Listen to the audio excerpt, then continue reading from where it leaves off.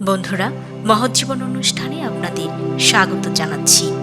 সাধ্বী Barbara খ্রিস্ট ধর্মের একজন অন্যতম সাধ্বী।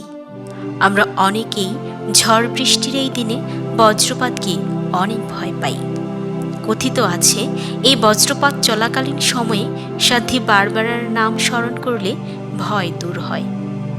ধারণা করা হয় সাধ্বী বারবারার জন্ম 3য় শতাব্দীতে। তার পিতা, যিনি একজন ধনী ও কঠোর পৌত্তলিক ব্যক্তি ছিলেন, ছোটবেলা থেকেই বারবারা ছিলেন অত্যন্ত সুন্দরী ও বুদ্ধিমতী।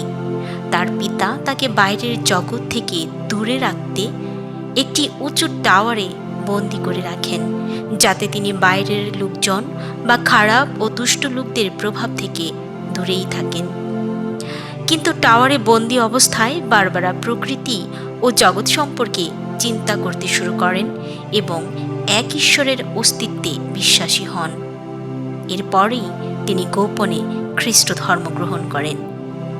তিনি তার টাওয়ারের একটি স্নানাগারে 3টি জানালা তৈরি করতে বললেন, যা হোলি ট্রিনিটি অর্থাৎ পবিত্র ত্রিত্ব এর প্রতীক হিসেবে ধরা হয়।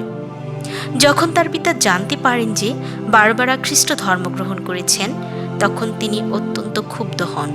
তিনি নিজেই তাকে শাস্তি দেন এবং পরে স্থানীয় শাসকদের কাছে তাকে সমর্পণ করেন। বারবারাকে কঠোর নির্যাতন করা হয়, কিন্তু তিনি তার বিশ্বাস থেকে সরে আসেননি। শেষ পর্যন্ত তার পিতা নিজ হাতে তার শিরচ্ছেদ করেন। তার জীবনী থেকে আরও জানা যায় যে বারবারার মৃত্যুর পরপরই প্রচণ্ড বজ্রপাত হয় এবং সেই বজ্রপাতে তার পিতার মৃত্যু হয়। এ কারণেই সাধ্বী বারবারা বজ্রপাত থেকে রক্ষাকারী সাধু হিসেবে পরিচিত।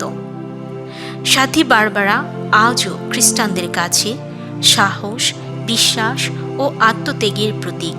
তিনি বিশেষভাবে বজ্রপাত, আগুন, বিস্ফোরণ এবং আকস্মিক মৃত্যুর বিপদ থেকে রক্ষাকারী সাধ্বী হিসেবে সাহায্য করেন।